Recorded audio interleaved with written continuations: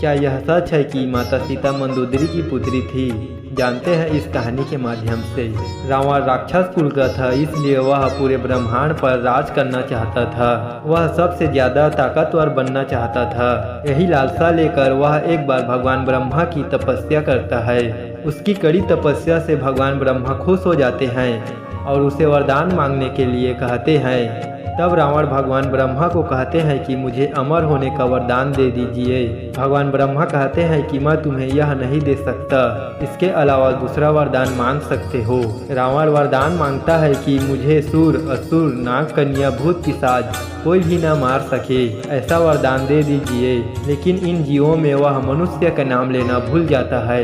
यही कारण था कि रावण को मारने के लिए स्वयं भगवान विष्णु राम के रूप में मनुष्य रूप में धरती पर जन्म लेते हैं और रावण का वध करते हैं। भगवान ब्रह्मा से वरदान पाने के बाद रावण चारों तरफ हाहाकार मचाने लगता है। वह सभी की हत्या करने लगता है। भूलवश उससे ऋषि मुनियों की भी हत्या हो जाती है। रावण को ऋषि मुनियों को मारना उचित नहीं लगता है, इसलिए वह ऋषि मुनियों के रक्त को एक कमंडल में इकट्ठा कर उसे अपने साथ ले जाता है। रावण जिस कमंडल में ऋषि मुनियों का रक्त इकट्ठा किया रहता है, वह कमंडल ऋषि ग्रीष्मद ऋषि का होता है, जो चाहते थे कि माँ लक्ष्मी स्वयं उनके घर पुत्री के रूप में जन्म ले। इसलिए माँ लक्ष्मी को प्रसन्न करने के लिए वे प्रतिदिन कुश के अग्रभाग से एक कमंडल में मंत्र उच्चारण के साथ दूध की बूंदें डालते थे। रावण इसी स्थान पर ऋषि मुनियों का वध किया था और अपनी गलती का एहसास होने पर वह भूलवश इसी ग्रीष्मद ऋषि के कमंडल में उन ऋषियों के रक्त को एकत्रित कर लेता है। एकत्रित रक्त के कमंडल को रावण लंका ले जाकर अपनी पत्नी मंदोदरी को सुरक्षित रखने के लिए दे देता है और कहता है कि यह विषैली रक्त से भरा हुआ है, इसे संभाल कर रखना, किसी को देना मत। ऐसा कहने के बाद वह सह्याद्री पर्वत पर विहार करने के लिए चला जाता है। स्वयं की इस तरह उपेक्षा करना, रावण का विहार करने चला जाना मंदोदरी को अच्छा नहीं लगा और वह क्रोधवश कमंडल के रक्त को विष समझकर पी जाती है।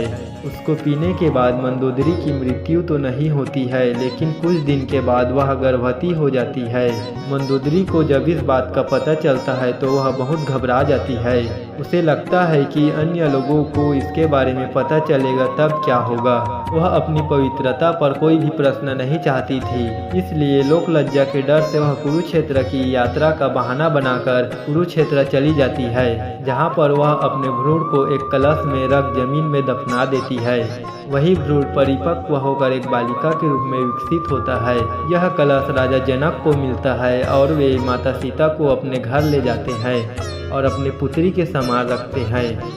दोस्तों, वह कलश राजा जनक को कैसे मिली, इस कहानी का वीडियो डिस्क्रिप्शन बॉक्स में इसका लिंक है। अगर नहीं देखे हो तो जाकर देख लेना। अगर कहानी पसंद आए तो लाइक ज़रूर करें।